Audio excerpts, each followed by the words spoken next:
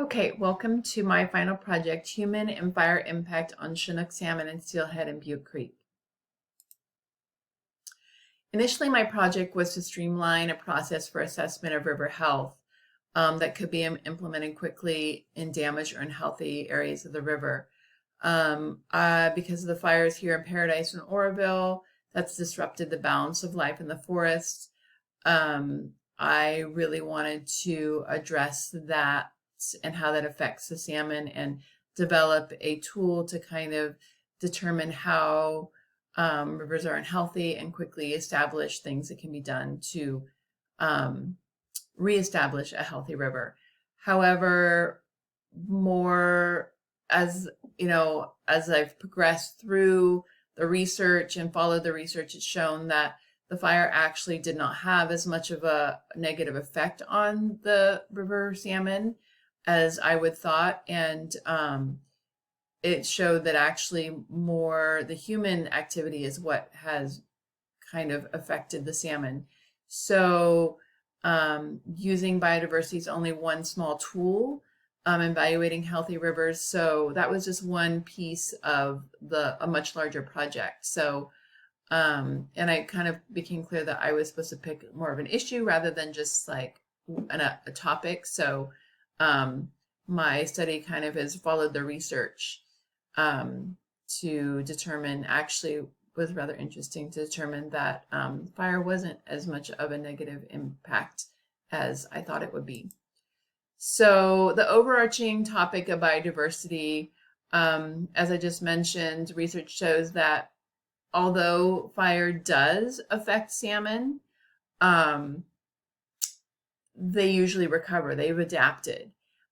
Snorkel counts before and after show an increase of spawners, and there's different theories that the mud bottom helped the fry survive. I also theorize that maybe the change in the habitat pushed predators out, which actually helped the salmon survive. So regardless, there was a change in the habitat, there was a change in the biodiversity, and that showed that there was a change in their survival rate.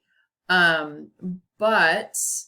the salmon are still struggling. So I, kind of looked at, well, why is that happening? So research has shown that the human impact on water mismanagement is actually more detrimental than the recent forest fire. So research revealed that the year following the record numbers of spring run salmon, there were record numbers of salmon were lost due to water mismanagement because drought conditions, high temperatures, low water levels, and crowded spawning grounds led to an outbreak of ick and columnaris that decimated the salmon.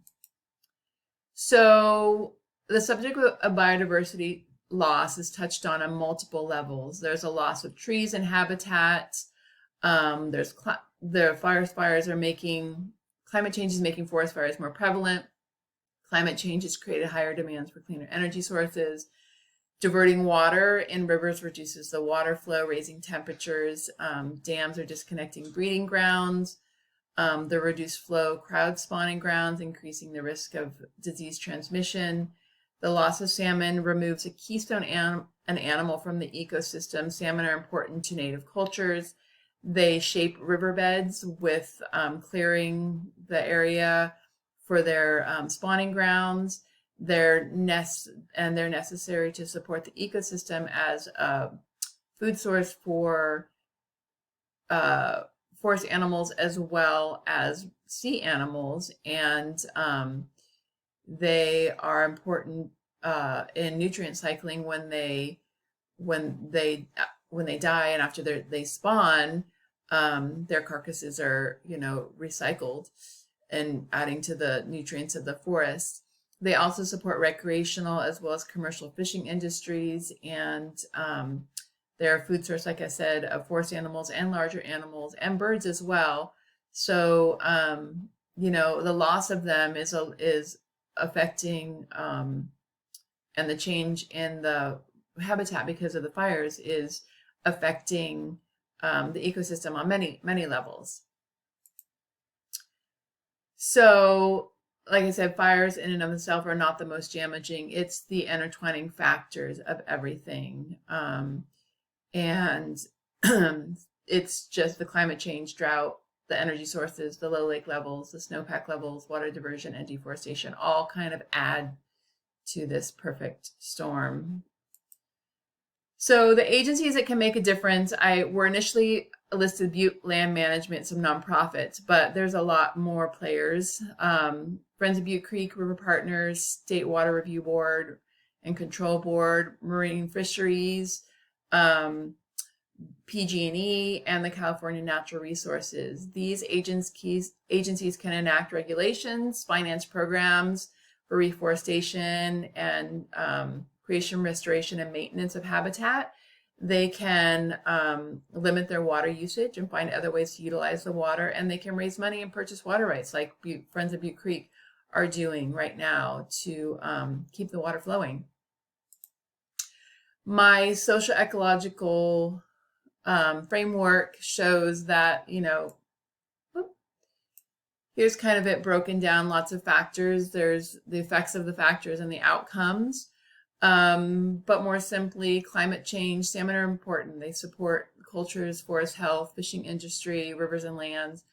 Climate change is creating more fires, which is the tree covers lost, runoff into the creeks, biodiversity is lost, which creates water temperatures to rise, less healthy waters for the salmon. However, when political pressures and the need for cleaner energy sources, PG&E is trying to fulfill that need, diverting water for electricity, that's increasing the water temperatures, reducing the water levels, and that's creating a loss of salmon. That's actually what's affecting the salmon. Whereas the fire is not as detrimental. So past management was basically what I found was just trying to determine a minimum water flow and monitoring the salmon and, trying to establish a minimum flow. But what we found and what the research has found was that minimum flows don't work, that they just, the water got too hot and the spring run salmon just can't reach the cold water summer holding pools in the upper watershed. So minimum flow doesn't work. So following the fires, compost socks were used to protect the watershed. Those have shown to help. Also, reforestation is shown to be very important. There was a study by the Nooksack tribe that showed that by 2080, without restoration or riparian vegetation, the model projected that there would be an increase in 6.1 to 10.8 Fahrenheit degrees during low flow conditions in rivers if there is no reforestation of vegetation to provide shade. So current methods of management, the Puget Sound Partnership looked at a lot of different did a framework that kind of looked at a lot of different projects, and the current methods that appeared to be helping were to reduce thermal stress, stabilize shorelines, slow flows to minimize erosion, increase habitat corridors, increase cover from prey by putting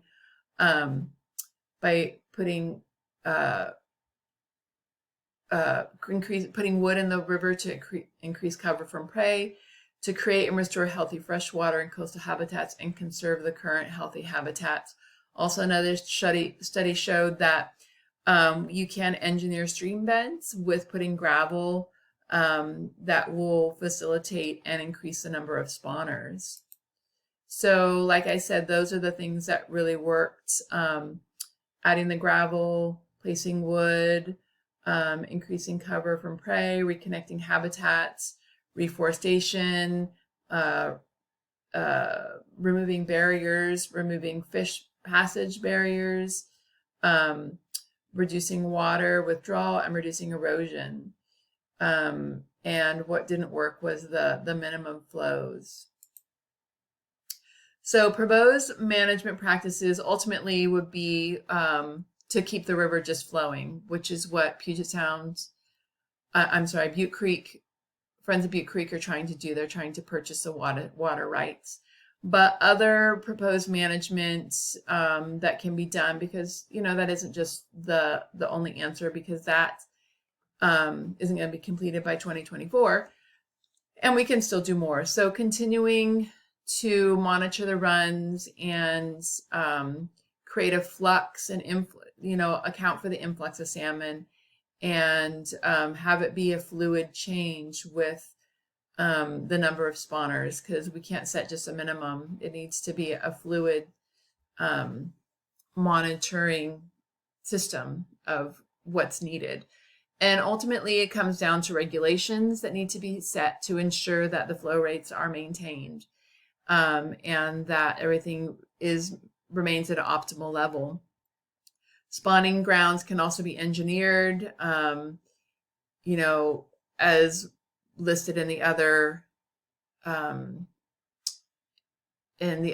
research projects. You can add gravel, modify the riverbanks, reforest, and just repair the areas that have been damaged. So my swag would be to create a t-shirt and do a fundraiser doing the Butte Creek Salmon Run, using the play on words run. I thought would be fun, and I absolutely love this picture. So this would be my t-shirt. And then passing that out to at